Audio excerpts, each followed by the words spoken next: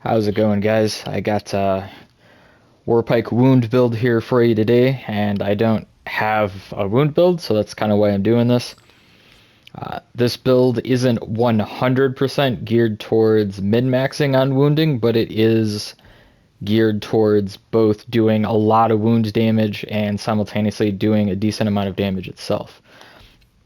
So with that, let's get into the build. We have Pyroclastic Envoy, and I was thinking about running Pulse with this, but at the end of the day, the the Pulse just wasn't worth sacrificing some of the other stuff. So I am running the Ember Pike on it still, but if you really wanted to, there's really no harm in running the Hellion Bond on it if you want to do a little bit more damage. The Overpower helps too. But for this video, I'm going to be running the Ember Pike. I got Savage Wellspring up because the critical hit rate does help with, doing more wound damage because you do critical wound damage. I got Barbed Spearhead, and I am not a Warpike main, so I'm probably going to forget to do the dodge piercing attacks quite a few times, but try to remember to do that. It's probably going to be much easier for you if you're a Warpike main.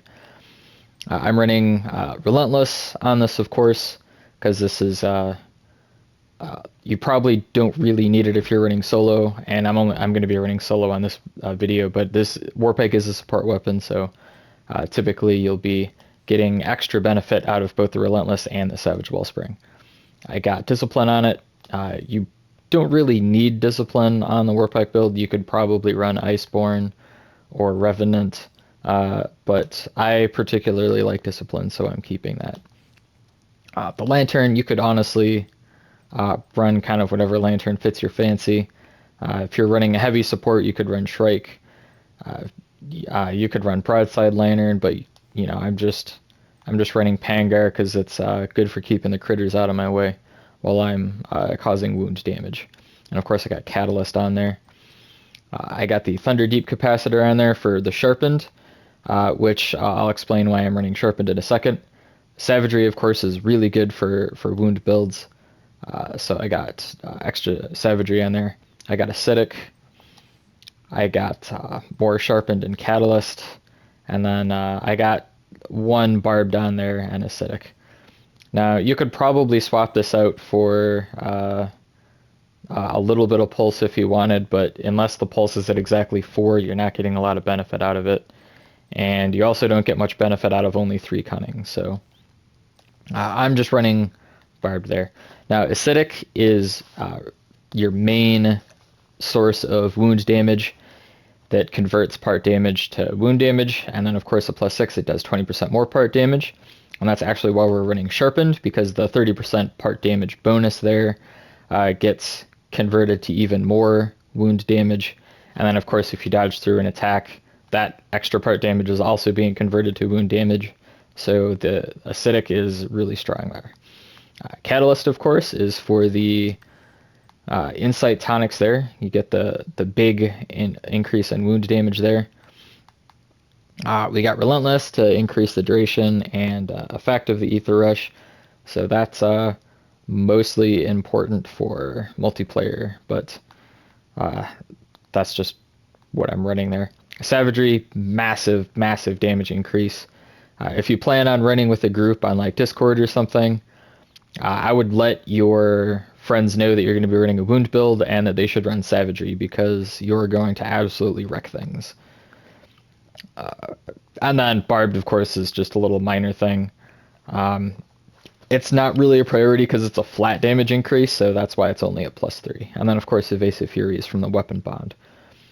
Other than that, you can kind of run whatever you feel like. If you run Blitz Tonic, between that and the Relentless bonus, you should be capping out your attack speed. And then, of course, the Frenzy Tonic is just going to increase your wound damage even more because core damage is also converted to wound damage. So I'm just going to take the Wounding avatar there. And make sure to drink your tonics, because this is a Catalyst build. Now, you can do this build without Catalyst, and if you did that, I would say put Pulse 7 on if you really wanted to do that. There we go. 4 attacks, and then... Oh, I didn't notice Icy Grasp was a thing. And you can turn while doing these, so... How is that? There we go. The other... Wow, there's a lot of Icy Grasp going on.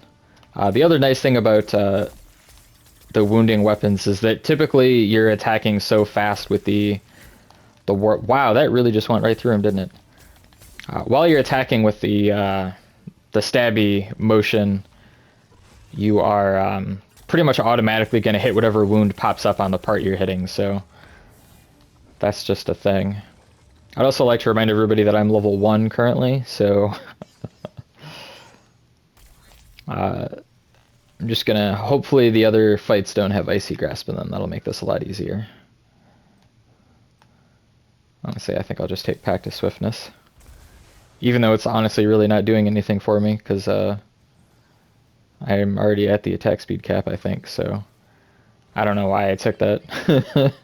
Yeah, especially on Frost Escalation, I already got the 15% from the Lantern Capacitor effect. But, whatever, my mistake.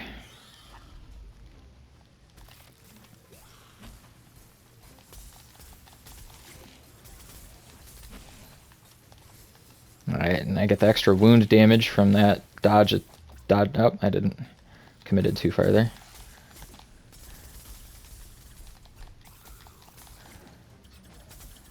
Ah, I'm too far.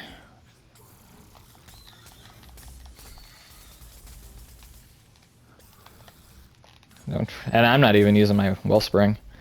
You can switch to heavy attacks if you want. After the after all the wounds are on there, you'll do a little bit more damage, I believe.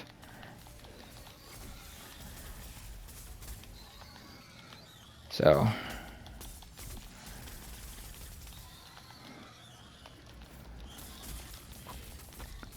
Also, the heavy attacks are going to build up your Wellspring a little faster.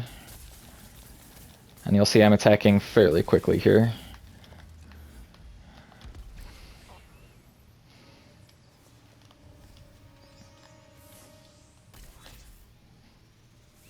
That's partly in facts to the Relentless cell that's on here. Gives you the 50% more attack speed boost from hitting the wounded parts.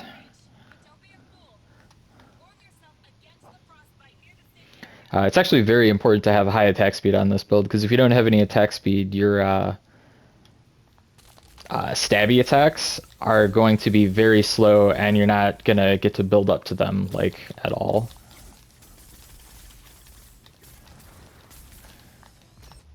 Ah, I still got hit by it.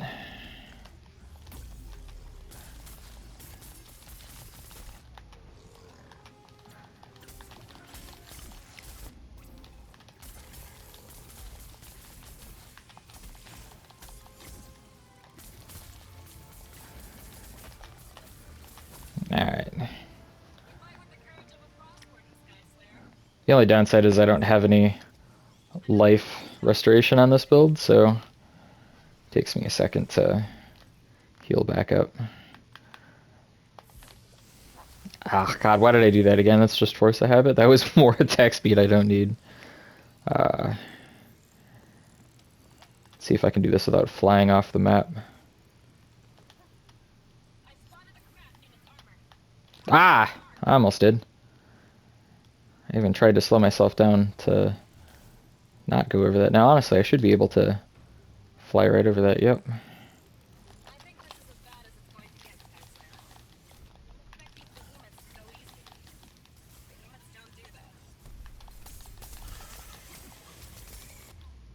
Ah.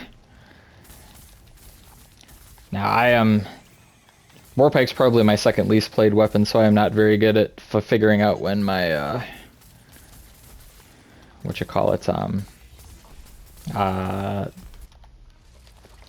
I can't brain. when my commitment windows are.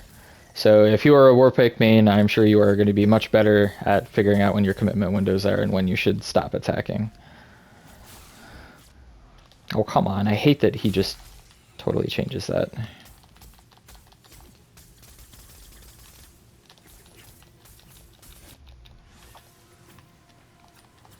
Oh, come on. Yeah, I'm not very good at figuring out distance either on this weapon, so...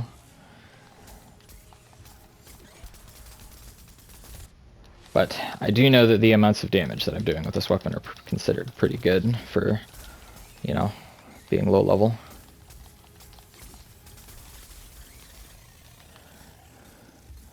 But yeah, that's the video, so hopefully you're better at Warpike than I am and you can make better use out of this build, but that's the build, so I'll catch you guys later.